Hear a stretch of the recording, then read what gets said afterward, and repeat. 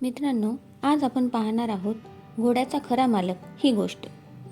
एकदा बिरबलकडे एक विचित्र खटला आला. कोतवालाने 2 माणसांना आणि एका घोड्याला बिरबलासमोर हजर केले. एक माणूस सधन व्यापारी दिसत होता आणि दुसरा साधारण वेशातील लंगडा माणूस होता.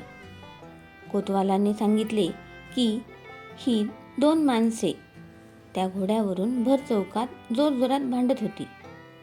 त्यामुळे कोतवालाने त्यांना पकडून बिरबलासमोर हजर केले. बिरबलाने पहिल्या माणसाला भांडणाबद्दल विचारले. तो म्हणाला, हुजूर, हा घोडा माझा आहे. मी माझ्या गावातून घोड्यावर बसून दिल्लीत कामासाठी निघालो होतो. हा माणूस मला रस्त्यात भेटला. तो लंगडत चालत होता. त्याने मला विनंती केली की मला सुद्धा दिल्लीत यायचे आहे. तुम्हीही तिकडेच जात आहात तर कृपया आपल्या घोड्यावर मला पण घेऊन चला. आता फारसं अंतर उरलं नव्हतं, म्हणून मी त्याला आपल्या घोड्यावर घेऊन निघालो. पण नंतर हा बदमाश माणूस घोडा माझा आहे आणि तू घोड्याला सोडून निघ म्हणायला लागला. म्हणून आमचं भांडण सुरू झालं. बिरबलने दुसऱ्या माणसाला विचारले, हुजूर, हा माणूस खोटा बोलतोय.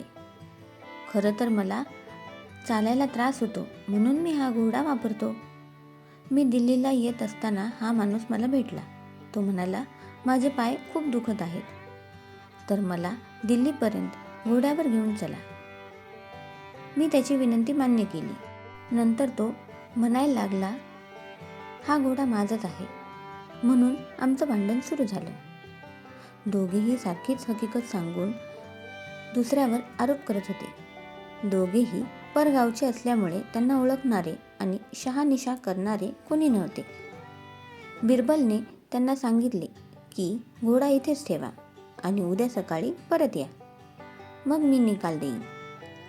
दुसऱ्या दिवशी ते आले तेव्हा त्याच घोड्याच्या उंची आणि रंगाचे आणखीन काही घोडे तिथे बिरबलने मागवले होते. बिरबलने त्यांना सांगितले की घोड्याजवळ जा आणि आपला घोडा ओळखा. दोघे घोड्यांजवळ गेले आणि घोडे बघू लागले. लंगड्या माणसाला घोडा ओळखताच आला नाही. त्या व्यापाऱ्याने मात्र आपला घोडा बरोबर ओळखला आणि तो जवळ आला की घोडासुद्धा आपल्या मालकाला पाहून लाडात आला.